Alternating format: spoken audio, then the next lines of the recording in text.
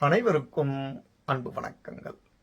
இன்றைய கதையமுதத்திலே நாம் பார்க்க இருப்பது சத்ரபதி சிவாஜியின் நேர்மை பற்றி. சம்ஸ்கிருத மொழியிலே நீதிசாரம் என்ற நூலிலே ஒரு அருமையான சுபாஷிதம் ஒன்று வருகிறது. மாத்ருவத் பரதாரேஷு பரதிரவ்யேஷு லோஷ்டவத் ஆத்மவத் சர்வபூதேஷு யக பஷ்யதி சக பண்டிதः.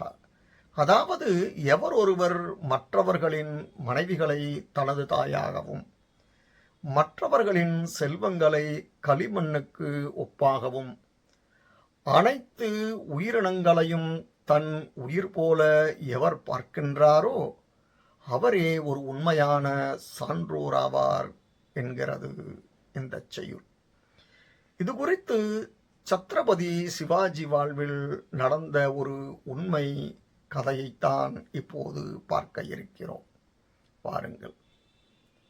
ஒரு பிராந்தியத்தை கைப்பற்ற நடைபெற்ற போரிலே அதை ஆண்டு வந்த சுல்தான் ஒருவனை தோற்கடித்து அவனது கோட்டையையும் வீர சிவாஜியின் படைகள் கைப்பற்றின. அப்போதெல்லாம் யுத்தத்தில் வெற்றி பெற்றால் தோல்வியடைந்த நாட்டின் பட்டத்து இளவரசிகளையும் ராணிகளையும் கவர்ந்து சென்று விடுவர். வெற்றி பெறும் மன்னனோ சுல்தானோ விரும்பினால் அவளை அவனுக்கு விருந்தாக்கி விடுவர். சிவாஜியின் படை வெற்றி கொண்ட சுல்தானின் மனைவி ஒரு பேரழகி. அவளது அழகு அந்த பிராந்தியத்திலேயே மிகவும் பிரசித்தம். எனவே சிவாஜியின் படைத்தளபதி மற்றும் வீரர்கள் தம் மன்னனின் மனமும் உடலும் குளிரட்டும் என எண்ணி அவளை சிறைப்பிடித்தனர். கடுங்காவலுக்கு இடையே பல்லக்கில் ஏற்றி அவளை கொண்டு வந்து அவள் தப்பிக்க முடியாதபடி சிவாஜியின் அந்தப்புறத்திற்கு வெளியே விட்டுவிட்டனர். அன்றிரவு தூங்கச் சென்ற சத்ரபதி சிவாஜி தன் அறைக்கு வெளியே பல்லக்கு இருப்பதை பார்த்து பல்லக்கில் இருப்பது யார் என தளபதியிடம் கேட்டார். மன்னா, இவள் சுல்தானின் மனைவி, பார்போற்றும் பேரழகி. இவள் அழகைக் கண்டு மயங்காதவர்களே இந்த பிரதேசத்தில் இல்லை.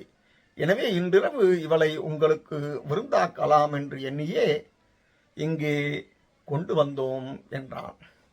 அந்த பல்லக்கு அருகே சென்றார் சிவாஜி. பல்லக்கின் திரைச்சீலையை விலக்கி பார்த்தார். ஏற்கனவே அச்சத்தில் இருந்த சுல்தானின் மனைவி மருண்ட விழிகளோடு சிவாஜியை பார்த்தாள். அம்மா, நீங்கள் உண்மையில் மிகவும் அழகுதான். உங்கள் வயிற்றில் ஒருவேளை நான் பிறந்திருந்தால் நானும் அழகாக இருந்திருப்பேன் என்றார் சத்ரபதி சிவாஜி. இதை கேட்டு சிவாஜியின் தளபதி முதல் படை வீரர்கள் வரை அனைவரும் வெட்கி தலை குனிந்தனர். அந்த வீரமகனை கையெடுத்து கும்பிட்டாள் சுல்தானின் மனைவி. இதை பார்த்த சிவாஜி தளபதியை சினந்து, பெண்கள் நம் நாட்டின் தெய்வங்கள் அல்லவா? இப்படி ஒரு காரியத்தை எப்படி செய்ய நீங்கள் துணிந்தீர்கள்? பொன்னாசை மண்ணாசையை விட மிக கொடியது பெண்ணாசை. மாபெரும் சாம்ராஜ்யம் பலவற்றை இதுவரை அந்த பெண்ணாசைதான் தரமட்டமாகி இருக்கிறது. இனி இப்பொழுது ஒரு இழி செயலை கனவிலும் செய்ய துணியாதீர்கள். முதல் வேலையாக இந்த பெண்ணை அழைத்து போய் அவர் விரும்பும் இடத்தில் விட்டுவிட்டு வாருங்கள் என்று கட்டளையிட்டார் சத்ரபதி சிவாஜி. என்னே சத்ரபதி சிவாஜியின் நேர்மை. இந்த பதிவு உங்களுக்கு பயனுடையதாக இருப்பின் ஷேர் செய்யுங்கள். நன்றி, வணக்கம்.